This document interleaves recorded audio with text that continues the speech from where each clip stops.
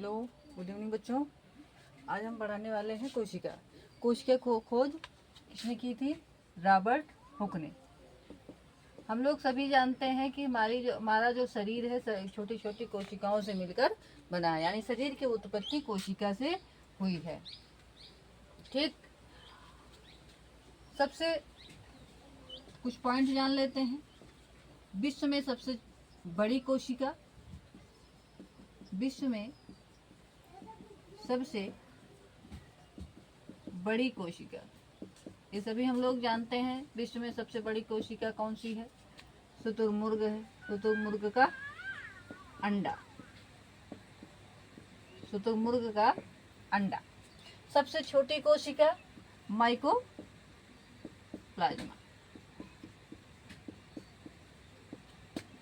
Mycoplasma. ठीक, और मनुष्य में सबसे बड़ी कोशिका कौन सी होती है? अंडाणु होता है। और सबसे छोटी कोशिका स्पर्म यानी शुक्राणु होता है। इसके बाद हम लोग पढ़ेंगे कि कोशिका के कितने प्रकार हैं। कोशिका दो प्रकार से है। प्रोकैरियोटिक कोशिका, कोशिका दो प्रकार से होती है। प्रोकैरियोटिक कोशिका और यूकैरियोटिक कोशिका।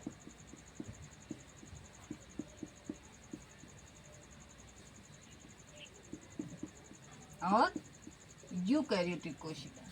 ठीक, ये सूक्ष्म जीवों में, सूक्ष्म जीव जैसे जीवाणु हुआ, पैरामीशियम हुआ, यानी एक कोशिकीय जीव में प्रोकैरियोटिक कोशिका होती है, सूक्ष्म जीवों में।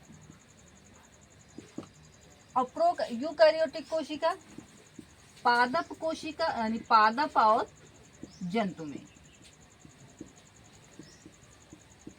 पादप और जंतु में। लेकिन यूकैरियोटिक कोशिका दो प्रकार से, पादप कोशिका, पादप कोशिका और जंतु कोशिका, पादप कोशिका और जंतु कोशिका। तो कुछ अंतर हम लोग जानते हैं। पादप कोशिका चौड़ा होता है, जैसे पार्ले बिस्किट देखे हैं वो उसके समान होता है। और मैरीगोल्ड बिस्किट के समान जो है जंतु कोशिका होता है। और इसमें क्या होता है? इसमें कोशिका भित्ति पाई जाती है, इसमें कोशिका भित्ति नहीं पाई जाती है। इसकी कोशिका भित्ति सेलुलोज की बनी हुई होती है, इसके कोशिका भित्ति नहीं होती, कोशिका झिल्ली होती है, तो प्रोटीन तथा लिपिड की बनी हुई होती है। अब इसके आगे हम कोशिका का कोशिकांग। हम सभी जानते हैं कि हमारी कोशिका दो झिल्लियों से बनी हुई है। जंतु की नहीं, लेकिन पादप की जरूर बनी है। दो झिल्ली से, यानी दो परत से। बाहर वाला कोशिका भित्ति हो गया, यह है कोशिका भित्ति, सेलवाल, सेलवाल, कोशिका भित्ति, सेलवाल। और यह है सेल मेम्ब्रेन यानी कोशिका झिल्ली। सेल मेम्ब्रेन यानी कोशिका झिल्ली। ठीक, ये कोशिका भित्ति किसके बनी हुई होती है? सेल्यूलोज की, सेल्यूलोज की बनी हुई होती है। कोशिका झिल्ली प्रोटीन प्लस लिपिड की बनी हुई होती है, प्रोटीन प्लस लिपिड की बनी हुई होती है। तो ये हमारी कोशिका झिल्ली प्रोटीन प्लस लिपिड की बनी हुई होती है। अब आगे पढ़ेंगे कोशिकांग। तो सबसे पहले सबसे महत्वपूर्ण कोशिकांग कौन सा है? माइटोकॉन्ड्रिया। कौन सा है? माइटोकॉन्ड्रिया। ठीक, यह है माइटोकॉन्ड्रिया। माइटोकॉन्ड्रिया की खोज किसने की थी? अल्टमैन ने की थी। माइटोकॉन्ड्रिया की खोज अल्टमैन ने की थी। खोज अल्टमैन ने। ठीक, माइटोकॉन्ड्रिया की संरचना देख लेते हैं। माइटोकॉन्ड्रिया क्या करता है? ऊर्जा का निर्माण करता है, ऊर्जा बनाता है, ऊर्जा का निर्माण करता है। माइटोकॉन्ड्रिया की खोज अल्टमैन ने किया। माइटोकॉन्ड्रिया क्या करता है? ऊर्जा का निर्माण करता है, ऊर्जा का निर्माण करता है। ठीक, माइटोकॉन्ड्रिया क्या करता है? ऊर्जा का निर्माण करता है। इसकी संरचना देख लेते हैं। इसकी संरचना जो है एक जूते की समान होती है। इसकी आंतरिक संरचना, इसकी आंतरिक संरचना एक उभरी हुई संरचना होती है। इसकी आंतरिक संरचना एक उभरी हुई संरचना होती है, जिसको हम क्या बोलते हैं? क्रिस्टी बोलते हैं। क्या बोलते हैं? क्रिस्टी बोलते हैं। क्रिस्टी में क्रेब्स साइकिल चलता है। कौन सा? क्रेब्स चक्र चलता है।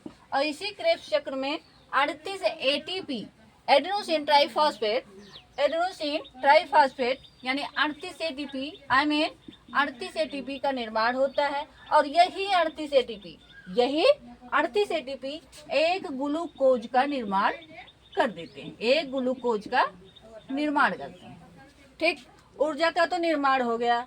इसीलिए जब यह माइटोकॉन्ड्रिया ऊर्जा का निर्माण करता है तो इसको क्या बोला गया है? पावर हाउस बोला गया। क्या बोला गया? Power house. पावर हाउस, शक्ति केंद्र, ऊर्जा गृह आदि नामों से माइटोकॉन्ड्रिया को जाना गया है। और हिंदी में इसको सूत्र कणिका बोलते हैं। क्या बोलते हैं? सूत्र कणिका बोला जाता है। ओके, माइटोकॉन्ड्रिया ऊर्जा का निर्माण कर दिया। अगर ऊर्जा का निर्माण कर दिया तो इसको ले जाने वाला कोई तो कोई रहना चाहिए। जैसे अगर कोई पत्र लिखा जाता है तो डाकिया के माध्यम से पहुंचाया जाता है, तो अपने आप पत्र जाएगा नहीं। तो माइटोकॉन्ड्रिया ऊर्जा का निर्माण कर दिया। अब ऊर्जा को कौन ले जाएगा? एक अंग है कोशिका का, गाल्जी काय। इसको लिख लिए होंगे, इसको हम रफ कर देते हैं। माइटोकॉन्ड्रिया ऊर्जा का निर्माण कर दिया। अब इस ऊर्जा को कौन ले जाएगा? गाल्जी काय। ये कौन है? गाल्जी काय। गाल्जी काय ऊर्जा का परिवहन करता है। क्या करता है? ऊर्जा का परिवहन करता है, ऊर्जा का परिवहन करता है। ठीक, अब आते हैं, जैसे हमारे शरीर को ढांचे की जरूरत होती है, हमारे शरीर को ढांचे की जरूरत होती है, वैसे कोशिका को भी ढांचे की जरूरत है, कंकाल की जरूरत है, सहारे की जरूरत है। तो सहारे का काम कौन करेगा? एक अंग होता है एंडोप्लाज्मिक रेटिकुलम। एंडोप्लाज्मिक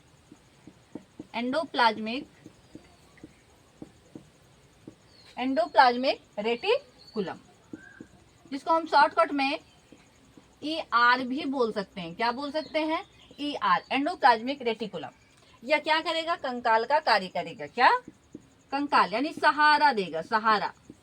कंकाल क्या देते हैं? सहारा। अगर यही सहारा ना हो तो हमारा जो शरीर है लचका ढसका सब कुछ रहेगा, हम गिर जाएंगे, समझेंगे नहीं। ठीक, अब ये एंडोप्लाज्मिक रेटिकुलम दो प्रकार से है।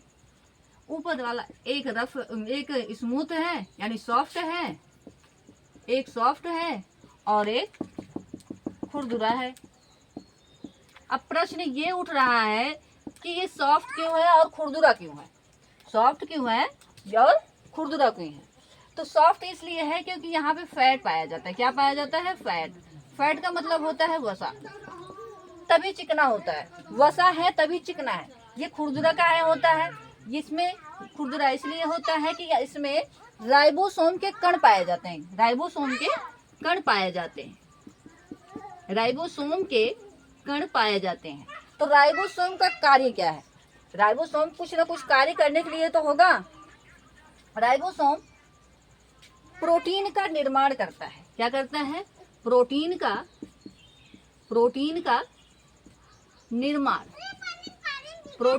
निर्माण। इसलिए राइबोसोम को प्रोटीन की फैक्ट्री भी कहते हैं। प्रोटीन की फैक्ट्री, ठीक है, प्रोटीन की फैक्ट्री कहा जाता है। अब अगला आ जाते हैं। इतना सब हो जाएगा, ऊर्जा बन जाएगा, ऊर्जा का परिवहन हो जाएगा, ढांचे का काम हो जाए, सहारा देने वाला। लेकिन जब तक विभाजन होगा नहीं, हमारी कोशिकाओं का विभाजन होगा नहीं, तब तक हमारे शरीर की वृद्धि नहीं होगी। तो विभाजन करने के लिए कोशिका में एक अंग है जिसका नाम है सेंट्रोसोम। क्या नाम है? सेंट्रोसोम। क्या नाम है बच्चा? सेंट्रोसोम नाम है। इसको हिंदी में बच्चा तारक काय बोलते हैं। क्या बोलते हैं? तारक काय। इसका काम है बाबू क्या काम है? इसका काम है कि कोशिका विभाजन करना। क्या करना? कोशिका विभाजन करना।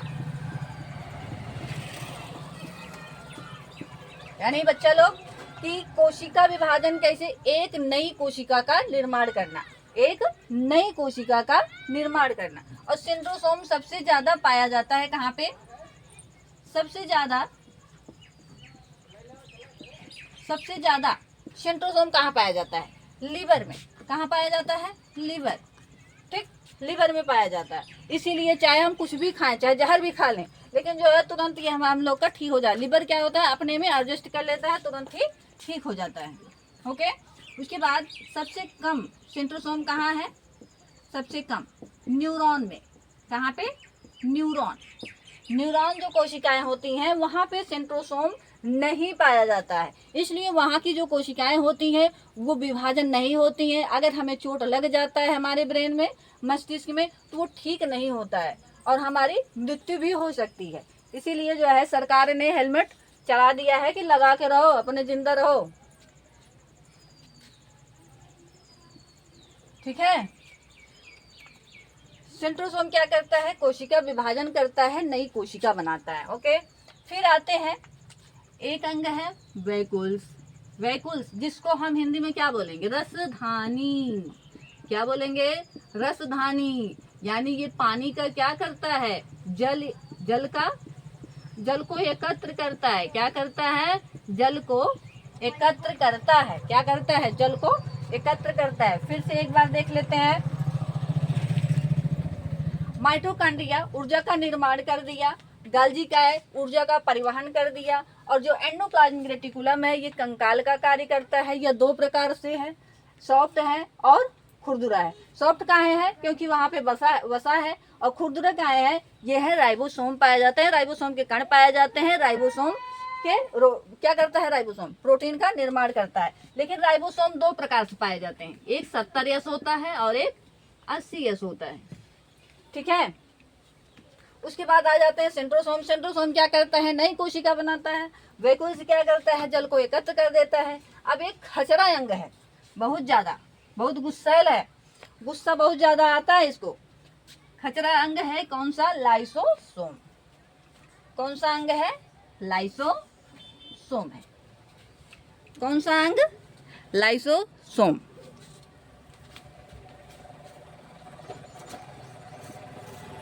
लाइसोसोम, इसको हम लयन काय भी बोलते हैं। हिंदी में नाम क्या है इसका? लयन काय नाम। तो लाइसोसोम में के अंदर जो है, इसके लाइसोसोम के अंदर जल अपघटन एंजाइम यानी हाइड्रोलाइटिक एंजाइम भरा होता है। जल अपघटन एंजाइम भरा होता है। जल अपघटन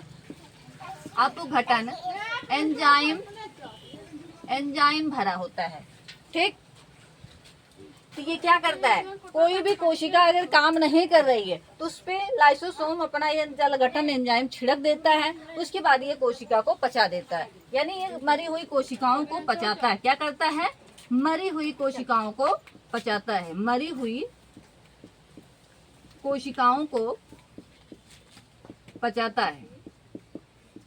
लेकिन ब्लड में यानी रक्त में सेंट्रोसोम नहीं, लाइसोसोम नहीं पाया जाता है। ब्लड में लाइसोसोम नहीं पाया जाता। ठीक है। लाइसोसोम क्या करता है? मरी हुई कोशिकाओं को पचाता है। और इसके अंदर क्या भरा होता है? जल अपघटन एंजाइम भरा होता है। क्या भरा होता है? जल अपघटन एंजाइम भरा। अब आगे देखते हैं।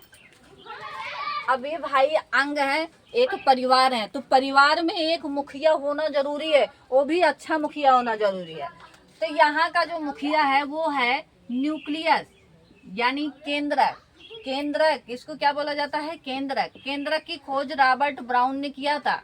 किसने? Robert brown. ठीक।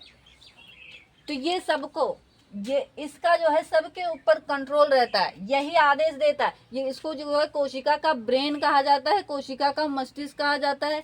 ये सबको आदेश देता है कि सेंट्रोसोम तुम कोशिका बनाओ, नई कोशिका बनाओ, लाइसोसोम, तुम इसको पचाओ, जो मरी हुई कोशिका है उसको पचा लो, गाल्जी का ऊर्जा का परिवहन करो।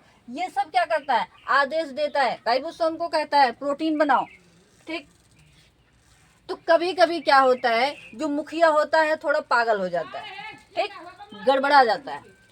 तो ये जब गड़बड़ हो गया तो सभी जो है, अगर घर में मुखिया है, अगर गड़बड़ हो गए, यानी कुछ न जैसे कुछ हो गया उन्हें, तो पूरा परिवार इतना खुश हो जाता है कि अपने मन मर्जी करने लगता है। जो भी, अरे चलो आज छुट्टी है ना, छुट्टी है, काम नहीं करने को मिले, अब काम नहीं करना है। तो ऐसे जब न्यूक्लियस जो है थोड़ा पागल हो गया, यानी गड़बड़ा गया, तो सभी अंग अपने में नाच उठे कि हमें अब कुछ काम ही नहीं करना है। माइटोकॉन्ड्रिया कह रहा है अब हम ऊर्जा बनाएंगे ही नहीं, गाल्जी काय कह रहा है ऊर्जा का परिवहन ही नहीं करेंगे, लाइसोसोम खचरा है, वैक्यूल्स कह रहा है हम पानी नहीं स्टोर करेंगे, और सेंट्रोसोम कह रहा है हम कुछ नहीं करेंगे, बनाएंगे नहीं नई कोशिका। तो लाइसोसोम क्या कहता है, सब लोग बनाओ, नहीं तो हम जल अपघटन एंजाइम छिड़क देंगे। ठीक, कह रहा है कि जल अपघटन एंजाइम छिड़क देंगे। सब लोग कह रहे हैं अरे जब मुखिया ही गड़बड़ है, न्यूक्लियस जब आदेश नहीं दे रहा है केंद्रक, तो हम क्यों काम करें, कैसे क्यों काम करेंगे। तो लाइसोसोम गुस्सा हो जाता है, तो गुस्सा होकर अपने आप को फाड़ लेता है, अपने आप को दगा लेता है। इसीलिए इसको क्या कहा गया है, जब दग जाता है तो सारी कोशिकाएं मर जाती हैं, इसीलिए इसको कहा गया है आत्महत्या की थैली कहा गया। क्या कहा गया है, आत्महत्या की थैली। क्या कहा गया है, आत्महत्या की थैली, सुसाइड बैग। क्या कहा गया है, सुसाइड बैग कहा गया है। ठीक है, अब एक अंग और है, प्लास्टिड। ये सिर्फ पादप कोशिकाओं में पाया जाता है, प्लास्टिड। ठीक, उसके बाद अगर कभी बैग में, अरे जो पिट्ठू वाला बैग होता है, इसको बैग में 2-4 बर्तन यानी पलटा ले लो, चिमचा ले लो, कलछुल ले लो, ये सब लेकर बस खाली दौड़ो, बैग में रख कर दौड़ो, तो क्या करेगा बताओ, आवाज करेगा ना। तो उस आवाज को अगर जैसे बैग में कपड़ा रख कर बर्तन तब रखो, तब आवाज नहीं करेगा, यानी कुछ न कुछ भरा होना चाहिए। तो इसीलिए ये आपस में टकरा रहे थे ना। अगर इसमें कुछ नहीं भरा रहेगा तो आपस में टकराएंगे, माइटोकॉन्ड्रिया गाल्जी काय से टकरा जाएगा, सेंट्रोसोम न्यूक्लियस से टकरा जाएगा, ये सब आपस में क्या होंगे, टकराएंगे। लाइसोसोम से कोई अगर टकराएगा तो कहेंगे हमसे मत टकराओ, नहीं तो जो है हमें जानते नहीं, हम तुरंत खत्म करेंगे, सबको खत्म कर देंगे तुरंत।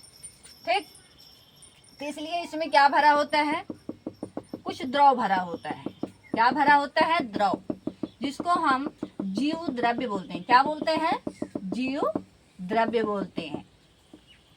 क्या बोलेंगे, जीव द्रव्य। पुरकिंजे ने कहा था यह जीवन का आधार है। जीव द्रव्य की खोज पुरकिंजे महोदय ने की थी। समझ में आया बाबू लोग, बच्चे लोग?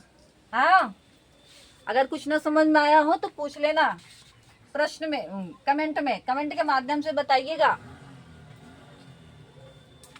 ठीक, यहाँ पे हो जाती है कोशिका समाप्त। अगर इसमें नहीं कुछ समझ में आया है तो पूछिएगा प्रश्न में।